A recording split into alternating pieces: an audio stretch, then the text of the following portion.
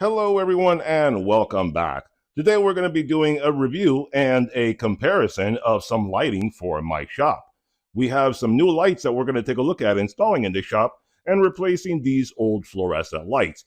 I got some new lights right here from Barrina that I'm going to be telling you everything about them in just a little while. So hopefully I could do a proper comparison of the two between LED lights from Barrina and my old fluorescent lights. So if you want to see a comparison video of the two different lights, then stick around. But before we do that, be sure to hit that subscribe button before we get too far into this video. That way you can stay informed every time I do a product comparison, DIY project, sale at a big box store, all sorts of different great things to keep you guys informed and save you money along the way. So anyway, you guys that have been around for a long time, you know that I've been looking for a new type of lighting for my shop to replace these old lights for quite a while. But if you haven't been around for a while, then I'll tell you in a moment exactly why I'm doing it. But I'm going to try to do a proper comparison for you guys. That way it's not just a project video where I change the lights up and you get to see me doing it. At the same time, I'm going to try to help you guys out. If you have any questions and you wonder, what is the difference? Is it a big difference between new LED lights and the old fluorescent lights? In other words, if you're on the fence whether you should change out your lights or not, then maybe this video will help to inform you a little bit better. Because one of the things that I've seen when I've watched other videos, because trust me, I've tried to get informed myself to see about making a proper analysis of this situation, and I've seen other people's videos, and a lot of times they don't do proper comparisons. In other words, what they'll do is they'll show you their shop and they'll say, hey, look at my lighting, look at the shop that I have, look at it's kind of dark and dingy, it doesn't look all that great, and I'm going to get rid of these fluorescent lights and I'm going to put in new LED lights. Then they cut the video and it goes to the new lights being installed. And that doesn't really give you a head-to-head comparison when you can see the two lights at the same time and how they light up. You know, if you're in that place in person, maybe you can see a little bit better because you can see it with your own eyes. But when you're looking at things through a camera, a lot of times the camera will change the lighting and it won't look the same. So, you know, when you're watching a video, it practically all looks the same before and after. So I want to do a side-by-side where I'm going to put up both lights at the same time, and then you can see what they both look like and see what the difference is. And then we'll turn them off and turn them on and see different lighting under different circumstances. So that's the intention of this video. And hopefully it'll give you a better comparison. And I tried to be as accurate between the two lights as possible. Like you see right there, the current lights that I have are 8-foot fluorescent light bulbs. They're 75-watt lights, and they're like daylight temperature. I can't see exactly on the bulb what they are, but some of them are a little different because I've changed the bulbs out at different times throughout the years. So some of the bulbs are going to be a little different. Now on this one, I can be a lot more accurate and give you a lot more precise information. These lights that I got here from Barrina, I got them on Amazon, and I'll put the link in the description down below if you're interested. And I got some 8-foot lights as well. That way you're comparing apples to apples. 8-foot fluorescent lights versus 8-foot LED lights. And like I said, the fluorescent lights that I have are 75 watts daylight temperature, and these lights are 72 watts 5000 K daylight temperature, and they put out 10,000 lumens. So that way it should be a fairly accurate comparison between the two, and you'll be able to get more informed and see which one you like better. If you want to keep your old fluorescent, then by all means. If you want to update to a new LED, then you have the option of doing so. Like I said, these guys are available on Amazon, and they do come in 4-foot, 5-foot, 6-foot, and 8-foot. So you got a lot of different choices of different types of lights to get, all from Barrina, the same company, and it comes with all the hardware and everything, which I'll show you everything in a moment. So when I got this kit, the list price on this was $189.99, so 190 bucks. But it had a $20 discount coupon on the Amazon page, so that brought it down to 170 bucks, which is a really good price. When you look at it, it's a 10-pack. So there's 10 lights in there, plus all the wiring, hardware, all that stuff. So that's about $17 per light. That is really economical. Most of the time, if you get a little 4-foot like that one there, which is not part of the kit, I have that there for a prop. So that's not part of the kit. But a lot of times when you buy little 4-foot lights, those are $17 on sale like at Harbor Freight. So $17 for an 8-foot light with everything included is a really good price. That's why I jumped on that kit right there. So anyway, like I said, there's different sizes. You pick the one that works best for you. I decided to go with the 8-foot lights because A, I wanted to do a proper comparison for you guys, and B, logistically, it is just a lot smarter. You guys that have been around for a while, you know I've done a lot of different comparison of different products, and I've made some reviews on them. Some of them I've done on my own, and I've not done reviews on them, just trying to figure out what to do. Like you see some 4-foot lights there. For a while, I thought about maybe installing some 4-foot fluorescent lights in here because I have a bunch of them that people have given me over the years because they didn't want them anymore. And I got some 4-foot LEDs as well that you can see in that corner over there behind the truck. I didn't make reviews on those, and those are very similar to that one right there. That's why I said I just put it there as a prop.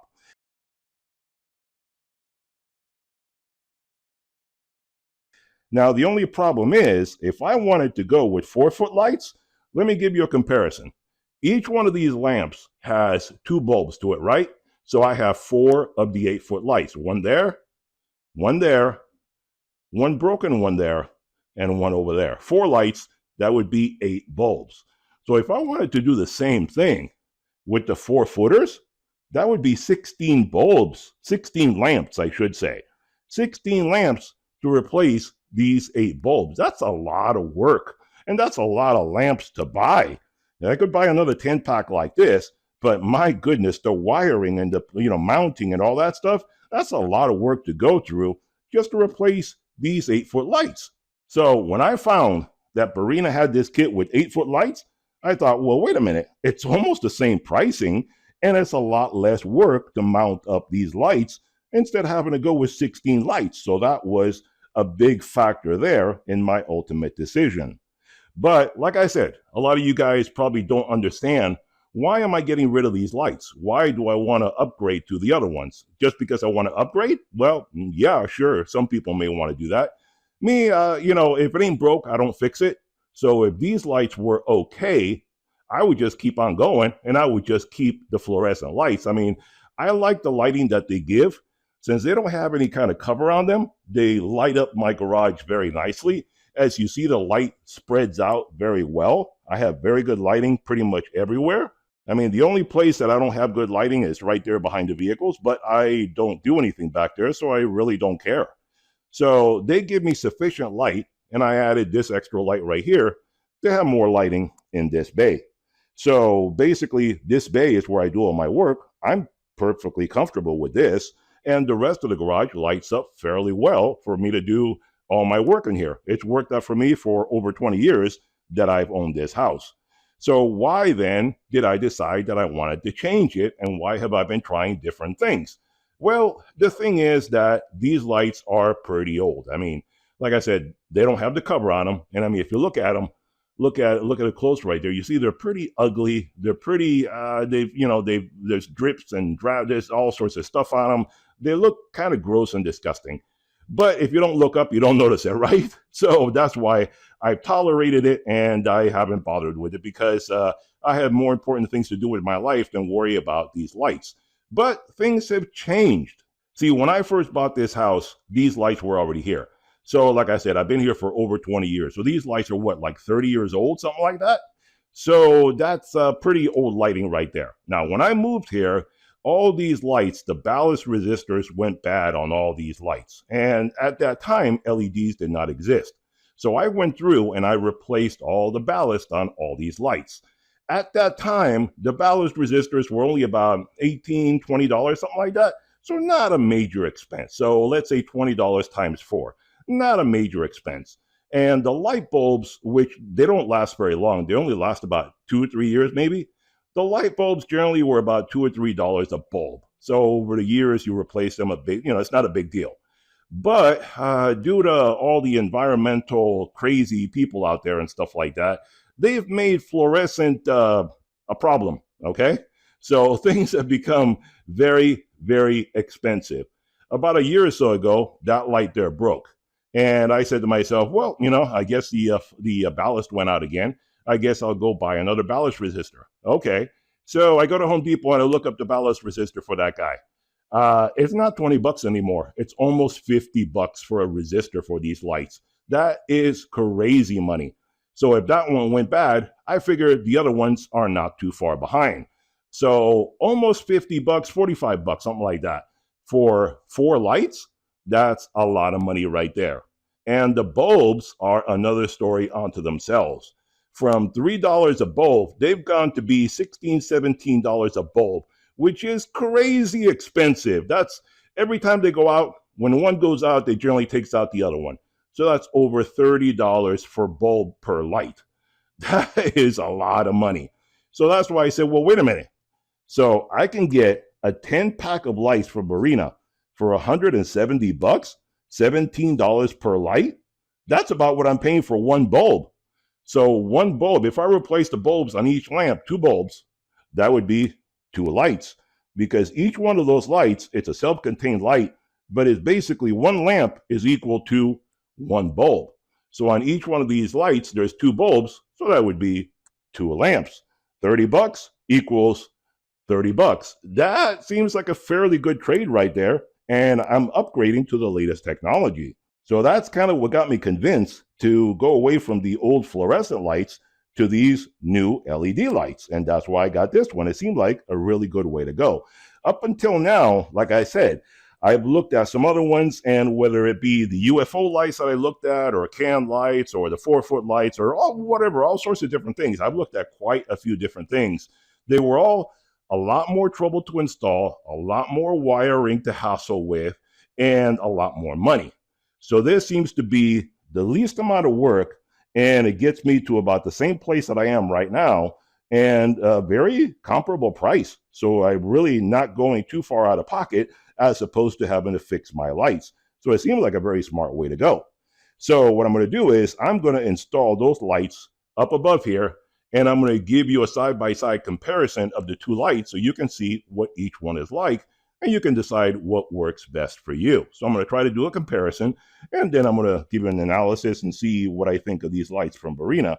But let me tell you what all is included in the kit, and I imagine it's the same regardless of whatever size bulb you get. But anyway, that 4-foot is not part of the kit. I put there as a prop, basically, so you can compare, 4-foot versus 8-foot. You get a lot more for the money when you get these bigger bulbs compared to one 4-footer at about 17 bucks a light. That is just not worth it. So that one is out of here. Not part of the kit, not part of the comparison. I'm not going to deal with that. So let me tell you what's in the kit. And like I said, I'm pretty sure all their kits bring pretty much everything the same way. So let's see. I just opened this a moment ago, and this is what these lights look like. Let's see. They come nicely wrapped up in plastic. And you see right there, it comes with a nice plastic shield. You can barely see it because it's new. It's nice and clear. And you have 2 rows of LEDs pointing sideways at an angle to give you better light distribution. And these lights are linkable. Each one of these is one self-contained lamp. There's the back of the light right there. That's the front, that's the back. Nice aluminum backing to it. So not a bad looking light. And it comes with the hardware and everything, but let's see. All the electrical stuff is also included and very nicely packaged as well. So let's see, you get all sorts of different ways of mounting it, and the instructions cover everything. I took a look at that when I opened the box. So you have these guys right here, which I think are 48 inches in length, and I'll put up an image on the screen, but 48 inches, I believe these guys are, where they are linkable. So it brings you a bunch of them. You see it's connected on both sides, and you can link up these lights from one to the other, so you don't have to have extra wiring. So a bunch of linkable end-to-end connectors right there.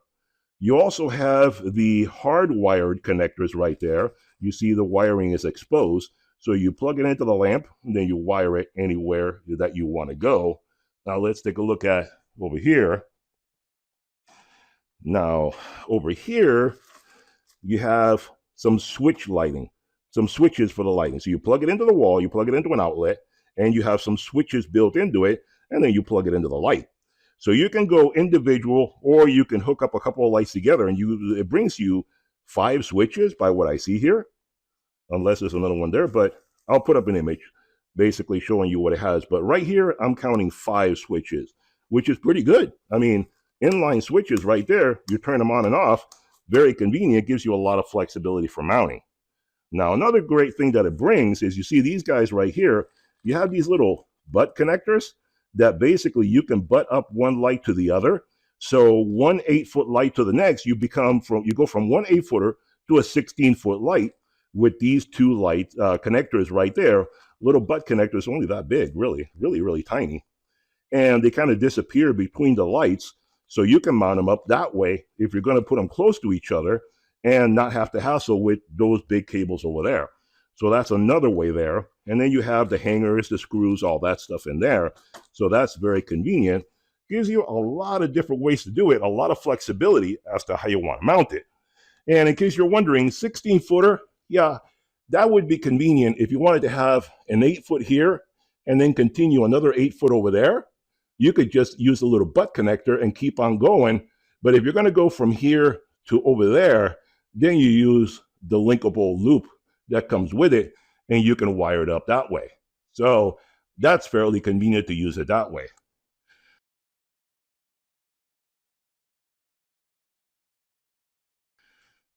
These little lights come with a lot of stuff, pretty much everything included. Like I said, a really good deal, very, very affordable. I'm always trying to look for the best deals for you guys. So what I'm going to do is I'm going to put up these lights, and I may have to figure out where I'm going to put it to be able to do a proper analysis for you guys. So it may not be the final position that I put it in after I'm done.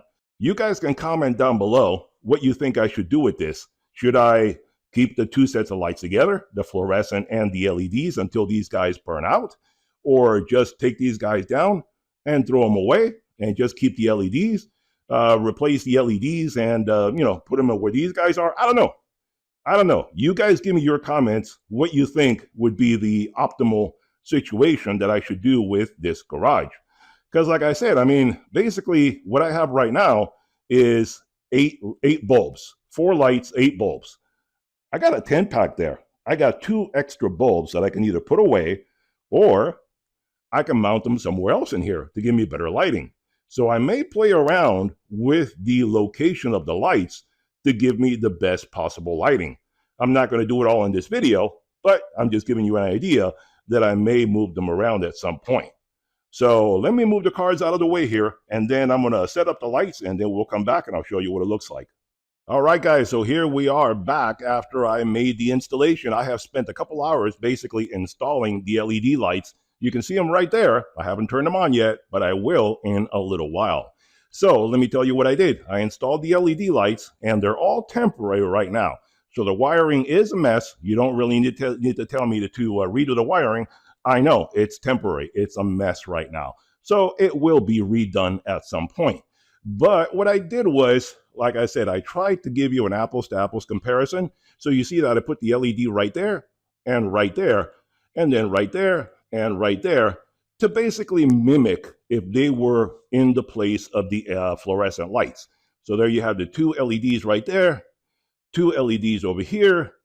And what I did over here, so you can see for right now, I'm using those lights to fill in for this broken one right here. So that's why I didn't turn them off. Those lights are putting the lighting that this one would normally do.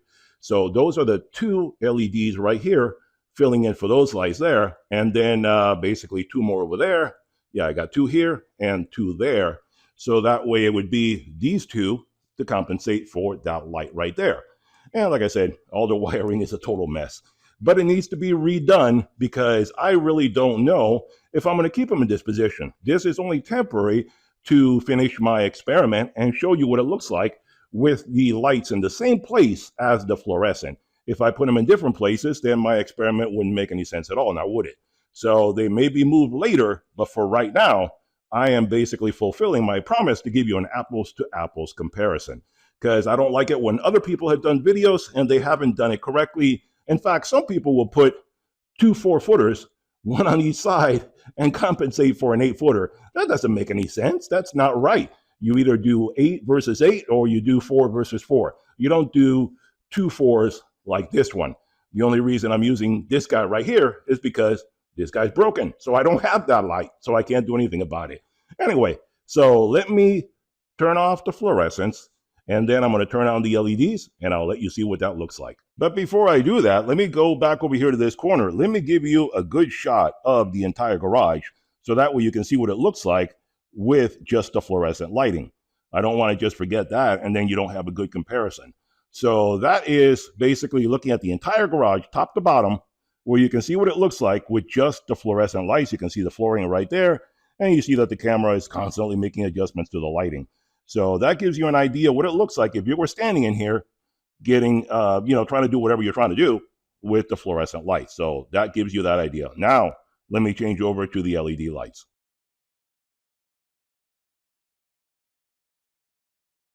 All right, so here we are back in the corner again, so you can see the entire garage. And now the fluorescents are off and only the LEDs are on. And you can see, like I said, they're basically mimicking what it would be like to have the lights in the place of the fluorescent bulbs. And you can see them all lit right there, and the fluorescents are turned off. And look at the difference. Wow, it makes a colossal difference. It is really a huge difference. And that is about the same wattage, but it's just a completely different effect. Like I said, the old ones were 75 watts. These new ones are 72. Actually, to be quite honest, if you simply want to maintain the same lighting and you don't want to make it brighter, I would say don't go apples to apples, go lower.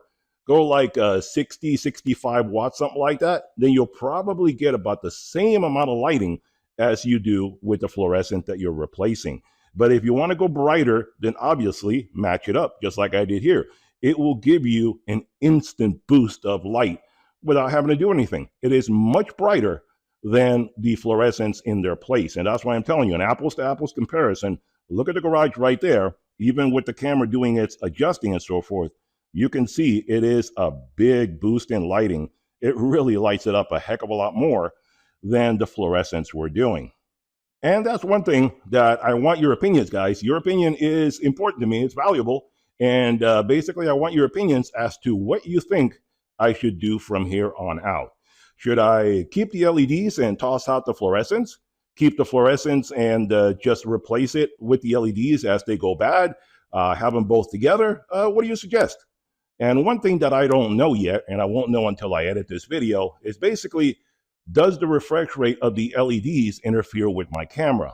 Because the refresh rate is fixed on the LEDs and on my camera, so I cannot compensate and adjust for it. So if I'm getting a strobing effect, that will be an important thing that will affect my decision. The fluorescents don't give me a strobing effect, but the LEDs sometimes do, depending on the manufacturer and how it's put together.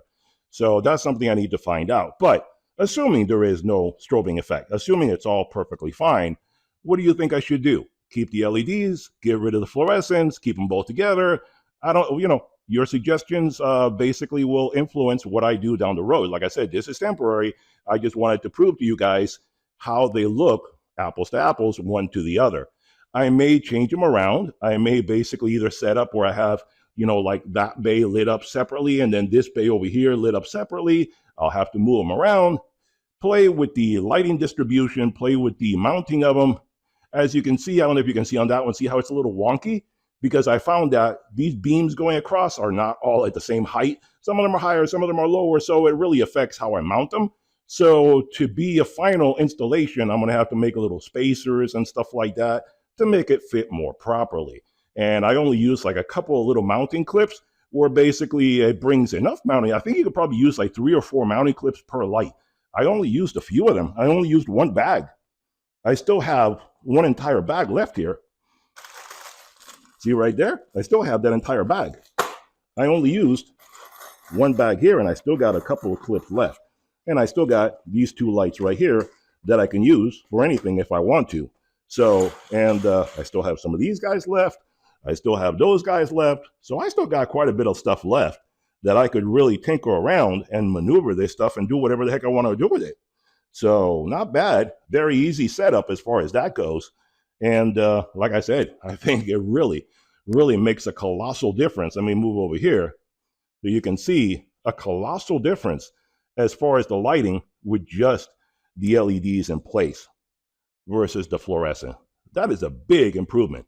And, whether you're here or not, I think the camera should give you a good representation. It is a big improvement. So there you have it, guys. If it's something that you're interested in, check out the links below. That way you can go to the Barrina site and basically check out the lights that are there.